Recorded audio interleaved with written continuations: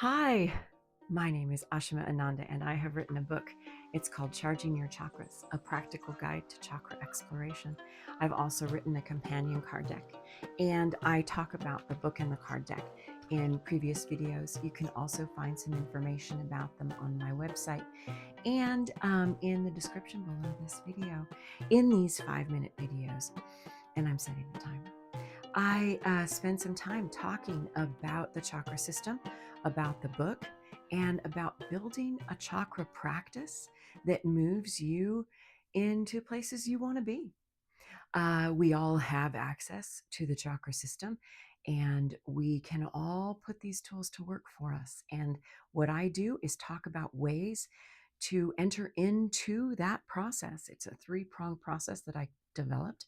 It's called there's three prongs, like I said: practicalities, practices, and proofs. Again, it's a lot of the information. Well, all of the information that I have so far is in the book and in some previous videos. So we're going to move forward on NEMA: notice, embody, memorize, access. And today we're on memorization.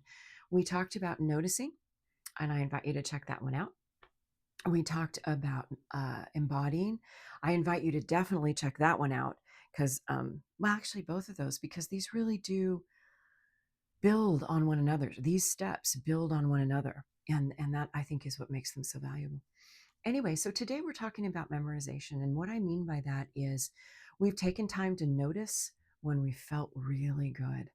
We've taken time to embody that feeling. And now we are going to develop a practice that allows us to memorize that feeling, because the fourth step in this process is to access it.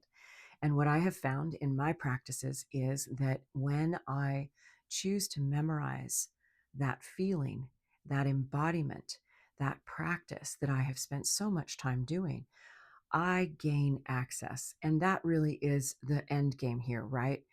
Is to be able to find that noticing, enter in to that embodiment through memorizing both of those things. And really, that's what this is about. So this third step is pretty action filled. It has to do with, if you've gone ahead with your noticing, what did your noticing practice do for you? What can you refer to?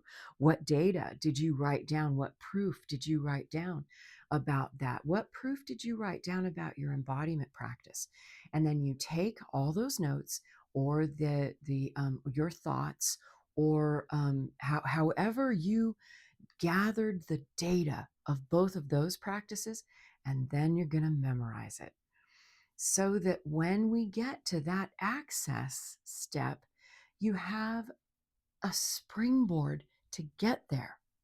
You know how in gymnastics, when you see, like, I don't know if any of you remember her, but Mary Lou Retton was pretty amazing. And I was a kid when she was going through the Olympics, and she did the horse. So she ran down this really long path, and she used this board that she sort of sprung up onto the horse. Well, that's kind of what we're doing: noticing, embodying, memorizing, all the way to the access. And that, I think, is where we're really going to find the gold of this particular practice, and the the cementing of these ideas. And in order to access them, you've got to memorize them. You got to memorize how you felt. You got to memorize what you noticed. You got to memorize it. So let's see, I was trying to think of how I memorized things. I think, not I think, what I do to memorize these things, what I've developed over time, I could probably go back and find out why I did it this way. But the memorization for me usually has something to do with a two-part process. And the first one is movement. I need to be on my bike. I need to be hanging upside down. I love to hang upside down on those inversion things. I need to be just somehow moving my body, maybe dancing, somehow moving my body. And then that gets me into the flow of it. Oh yeah, that noticing what was happening, and that kind of gets me started. And then what I develop is a mantra.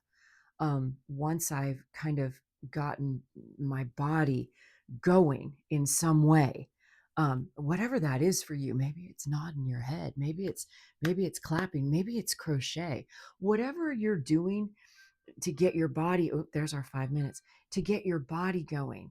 And then that mantra, what I have done in the past is, as I've done my noticing in my embodiment, I really enjoy art, and I really enjoy poetry, and I really enjoy mantra. So I write my own mantras. And the reason I mentioned poetry and art is because often my mantra is born out of those two things.